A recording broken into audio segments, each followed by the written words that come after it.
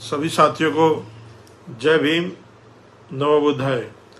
साथियों, आज का जो विषय है बहुत ही ज्वलंत विषय है और बहुत सारे लोगों के फ़ोन आए और फ़ोन तो 3-4 दिन से लगातार ही आ रहे हैं। और जो आज घटना घटित हुई उसका हम लोगों ने पहले ही अनुमान लगा चुके थे। हम लोग आज का जो विषय है वो दिल्ली सरकार में मंत्री रहे राजेंद्र पाल गौतम जी, जिन्होंने आज इस्तीफा दिया है मंत्री पद से। साथियों, अभी अशोक विजयदशमी के दिन एक कार्यक्रम हुआ था दिल्ली में, जिसमें हजारों की संख्या में लोगों ने धम्म दीक्षा ली थी और उसमें बाबा साहब अम्बेडकर के द्वारा बनाई गई 22 प्रतिज्ञाएं पढ़ी गई थी और उन 22 प्रतिज्ञाओं में जो पाखंडवाद है उसकी धज्जियां उड़ाई गई थी। उस दिन उस कार्यक्रम में दिल्ली सरकार में मंत्री राजेंद्र पाल गौतम मौजूद थे और मैं कहूंगा कि ये बहुत ही ऐतिहासिक और साहसिक कार्य राजेंद्र पाल गौतम जी के द्वारा किया गया। हम इसकी सराहना करते हैं, लेकिन हमें उसी दिन अंदाजा हो गया था कि जो दिल्ली का मुख्यमंत्री लालाजी है वो निक्करधारी है, आरएसएस का आदमी है। अब राजेंद्र पाल गौतम से बहुत ज्यादा रुष्ट होगा, क्योंकि जो उनकी व्यवस्था बनाई हुई है हजारों साल से, ब्राह्मणवाद, पाखंडवाद, मनुवाद की जो व्यवस्था इन लोगों ने बनाई थी, उस व्यवस्था को चोट पहुंचाने का काम राजेंद्र पाल गौतम जी ने किया। और जिसकी पार्टी में राजेंद्र पाल गौतम जी मंत्री विधायक बने, वो पार्टी उस विचारधारा के खिलाफ है जिस विचारधारा पे राजेंद्र पाल गौतम जी चल रहे थे। मुझे लगता है कहीं ना कहीं राजेंद्र पाल गौतम जी को पहले भी अंदेशा था कि इन्होंने जो एक संगठन बनाया मिशन जय भीम, तब से ही केजरीवाल से इनकी खटपट चल रही थी और इनको ये लगा कि समाज की बात अगर हम नहीं करते तो ऐसे पदों पे रहना कोई फायदा नहीं है। और आज उन्होंने इस्तीफा दिया, ये लोगों में जग जाहिर है। लेकिन मैं इस पर्दे के पीछे खेल बताता हूं आप लोगों को।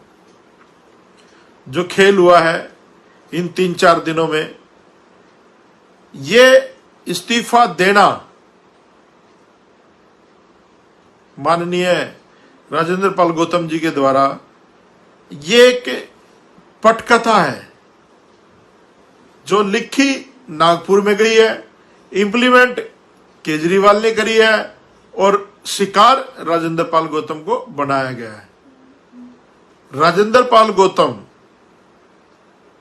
अगर बाबा साहब अम्बेडकर के अनुयायी हैं और उन्होंने एक अच्छा काम किया है तो उससे उनको शर्मिंदा होने की जरूरत नहीं थी, ना ही इस्तीफा देने की जरूरत थी। वो इंतजार करते कि कब केजरीवाल बोलेगा और फिर उसकी असलियत सामने आती तो वो इसको हटाता, तो मुझे लगता ज्यादा बेहतर होता राजेंद्र पाल गौतम के लिए। अब राजेंद्र पाल गौतम जी का इस्तीफा दिलवाया गया और उससे बुलवाया जा रहा है कि मेरे नेता के खिलाफ पूरी बीजेपी उतराई, मेरी पार्टी के खिलाफ पूरी बीजेपी उतराई। आम आदमी पार्टी के किसी एक भी सिंगल स्पोक्स पर्सन का कोई बयान नहीं आया इस धम्म दीक्षा को लेके या इसके इस्तीफे को लेकर के मंत्री जी के। तो इसमें अपनी आम आदमी पार्टी की कोई ऑफिशियल प्रेस कॉन्फ्रेंस नहीं हुई। अगर केजरीवाल इसको नहीं हटाता तो वो हिंदू विरोधी साबित होता, एक ये मैसेज आता। अगर इसको हटाता, जो कि हटाया गया अभी, तो दलित विरोधी साबित होता। अरे भाई, मनीष सिसोदिया के घर में रेड पड़ी थी, बहुत सारे एविडेंस मिले थे, उसको तो आज तक नहीं हटाया पद से। और सत्येंद्र जैन तो 4-5 महीने से जेल में है और यादाश्त भूला हुआ मंत्री है, अभी भी मंत्री है। ये कैसी व्यवस्था है? और एक हमारा व्यक्ति, हमारे समाज का व्यक्ति, जो लाला जी भी कहते हैं कि मैं बाबा साहब का फॉलोवर हूं, भगत सिंह का फॉलोवर हूं, अगर बाबा साहब अंबेडकर के द्वारा किया गया कार्य राजेंद्र पाल गौतम ने किया है तो वो गलत कैसे हो सकता है? अगर राजेंद्र पाल गौतम गलत है तो इसका मतलब केजरीवाल बाबा साहब पे भी उंगली उठा रहा है कि बाबा साहब अंबेडकर गलत है। तो ये इस्तीफा दिया नहीं गया है, ये इस्तीफा लिया गया है और वहां पर इसके चमचे बैठे हुए केजरीवाल के और इसको सिखा रहे होंगे कि आप ये बोलो, ये बोलो, ये बोलो। मैं राजेंद्र पाल गौतम जी से कहना चाहता हूं कि आपने बहुत ही साहसिक और निर्भीक बहुत अच्छा फैसला लिया है समाज हित में, लेकिन अपनी इस विचारधारा को बरकरार रखें। इस केजरीवाल से डरने की जरूरत नहीं है। जो देखना था आपने देख लिया मंत्री पद पर रहते हुए।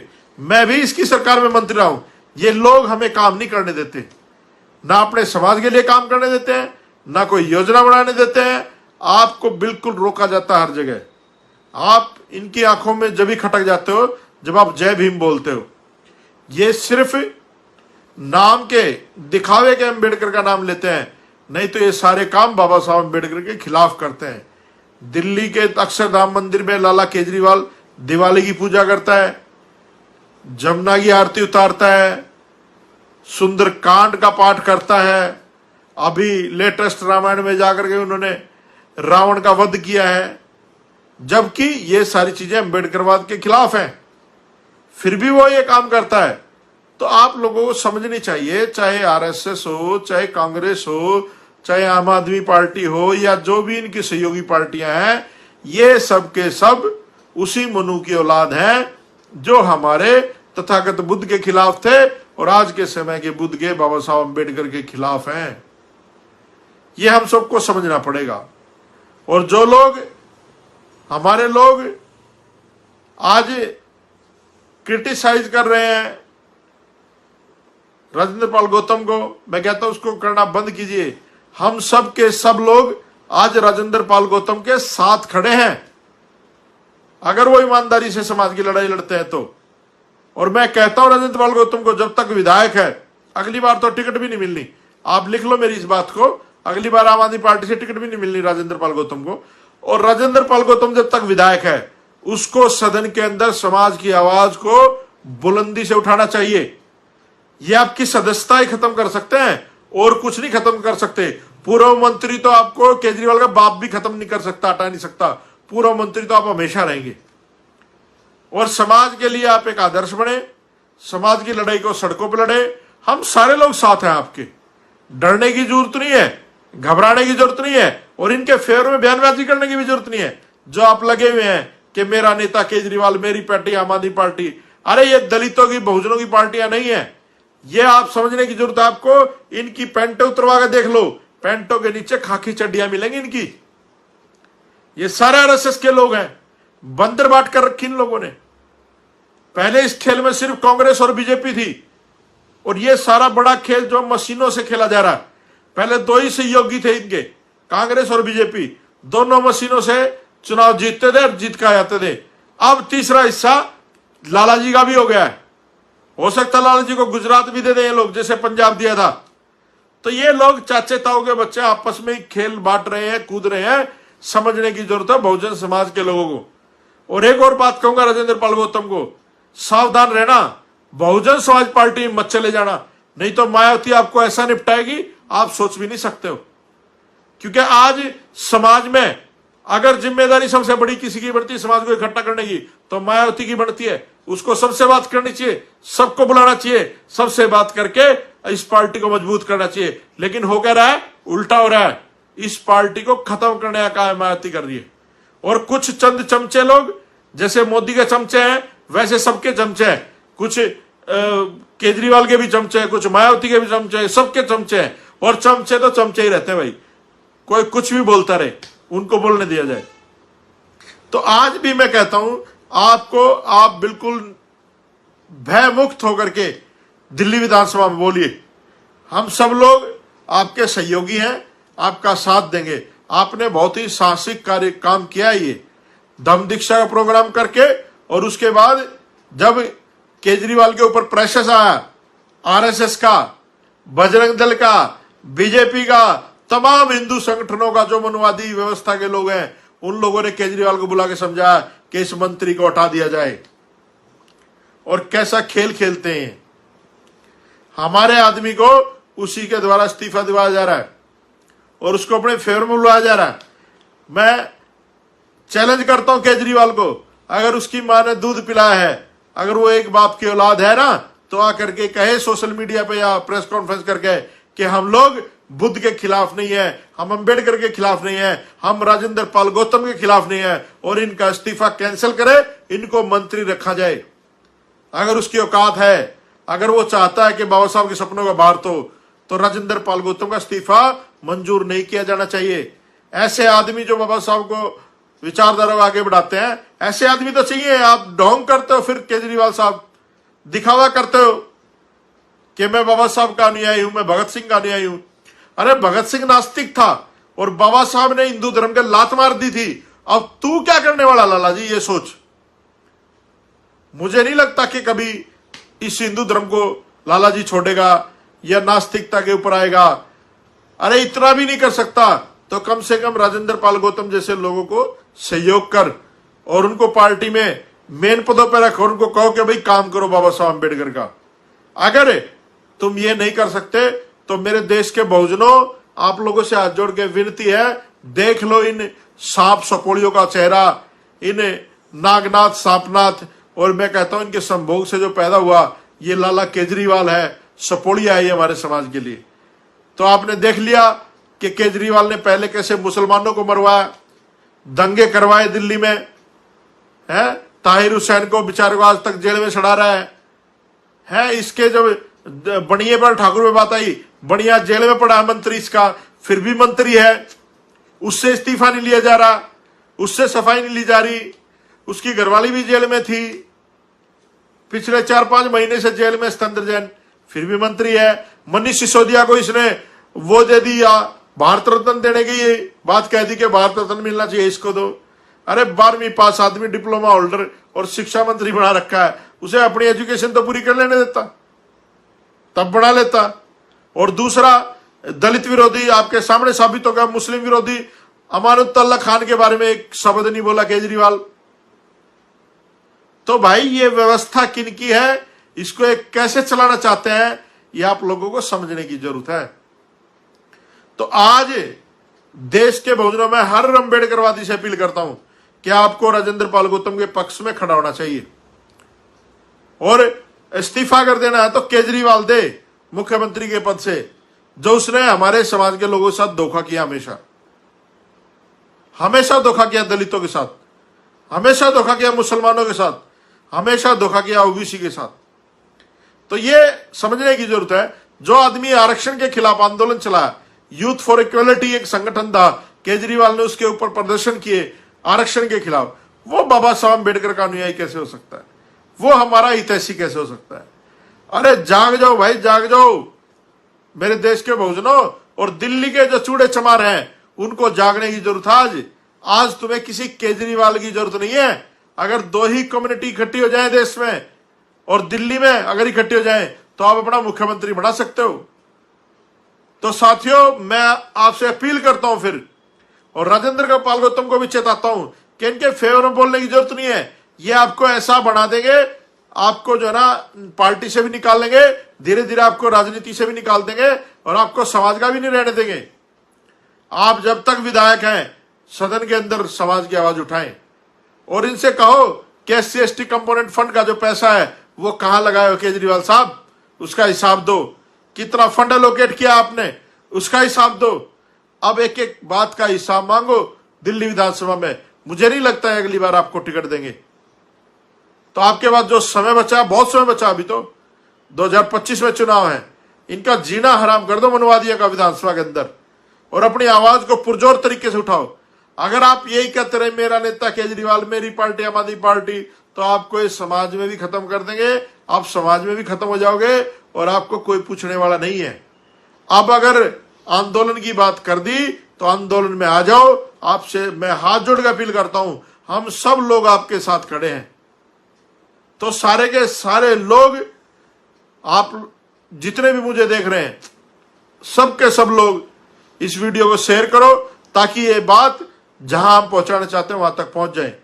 और मेरे जो साथी वाम सेवक के साथी हैं, चाहे बीएल मातंग साहब हैं या कुमार काले साहब हैं, इन लोगों से भी निवेदन करूंगा कि आप लोग भी राजेंद्र पाल गौतम से बात करो और इसको आंदोलन में बढ़ चढ़ के हिस्सा ले, इसके लिए प्रेरित करो। इसमें कोई दौरा नहीं है कि राजेंद्र पाल गौतम अंबेडकरवादी नहीं है, वो बिल्कुल अंबेडकरवादी है। लेकिन मैं फिर कहूंगा कि इस पार्टी के आवरण से बाहर निकले। आज समाज को आप जैसे, हमारे जैसे लोगों की जरूरत है। आज बाबा साहब अंबेडकर के सपने को बचाने की जरूरत है। अगर हम लोग इन्हीं पार्टियों के गुणगान गाते रहे तो मुझे नहीं लगता ये पार्टी आने वाले समय में संविधान को जिंदा छोड़ेगी। अगर संविधान नहीं बचा तो सोच लेना हमारे हक और अधिकार नहीं, हमारी नस्लें भी बर्बाद हो जाएंगी। तो नस्लों को अगर बचाना है तो सबको सड़क पे आना पड़ेगा। और बहुत अच्छा काम सामाजिक संगठन कर रहे हैं। विजय कुमार ओबीसी भाई हमारे से बातचीत करते रहते हैं, वो मध्य प्रदेश में ओबीसी महासभा चलाते हैं, जिसका उन्होंने गठन किया था। बहुत जबरदस्त तरीके से मूवमेंट चल रहा है, देश में पूरे में मूवमेंट चल रहा है इस मनुवाद और ब्राह्मणवाद के खिलाफ। तो आप लोगों से भी निवेदन है, जितने भी लोग देख रहे हैं, कि ये जो दीक्षा समारोह है अगली बार और बड़ा करेंगे। देखते हैं केजरीवाल जैसे लोग कहां तक रोक पाते हैं। हम सब अगर बाबा साहब अम्बेडकर के अनुयायी हैं तो बाबा साहब अम्बेडकर के दिखाए हुए रास्ते पे हम सबको चलना पड़ेगा। और हम सब लोगों को एक ही नारा देना है कि बच्चा बच्चा भीम का, है ना, बाबा साहब की टीम का।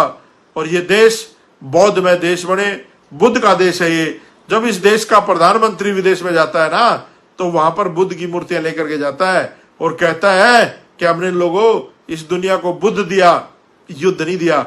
और इंडिया में बौद्धिस्टों के खिलाफ इन लोगों ने युद्ध छेड़ रखा है। बौद्धिस्टों को ऐसे देखते हैं कि जैसे हम पाकिस्तान से आए हैं।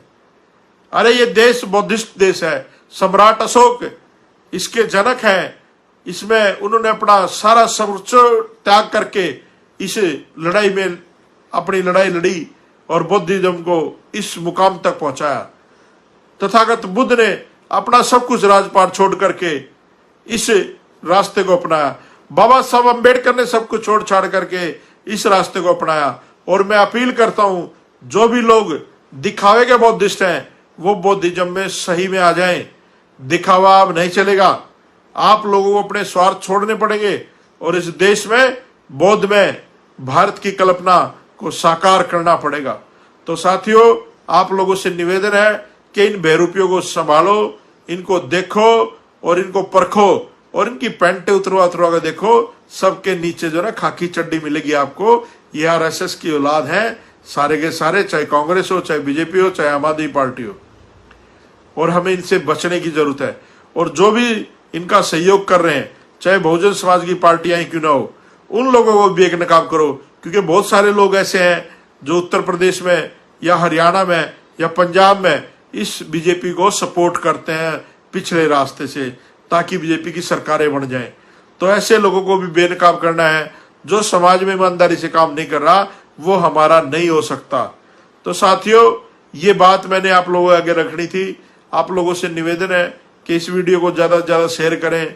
और हम निस्वार्थ रूप से, अगर राजेंद्र पाल गौतम ये कैसेट बजानी बंद कर दे कि आम आदमी पार्टी मेरी पार्टी है, केजरीवाल मेरा नेता, ये है वो है फलाना टिकड़ा, तो ये चीजें बंद करें। और समाज की लड़ाई अगर लड़नी है तो हम उसके साथ हैं।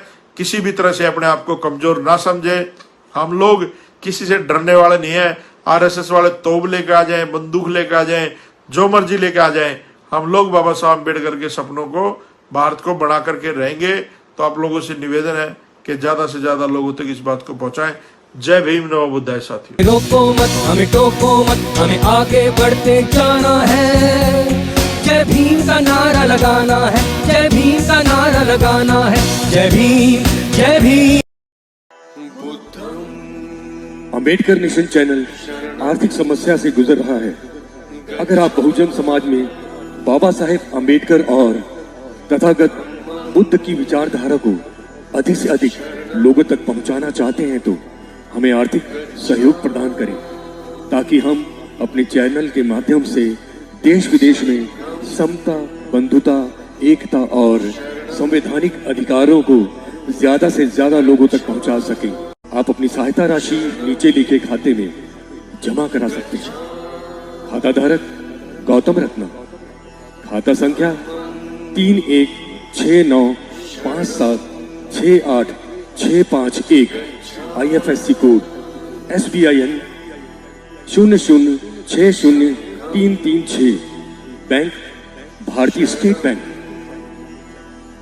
आप हमारे बैंक खाते का विवरण स्क्रीन पर भी देख सकते हैं। Hello friends, hi everyone, welcome to Rose cinema, Rose cinema पे आपका स्वागत है। जहां आपको देखने को मिलेगा roasting, hosting, action, comedy, suspense, sting, untold story. हमारे चैनल रोज सिनेमा को लाइक, शेयर एंड सब्सक्राइब करना मत भूलिएगा। भूलिए।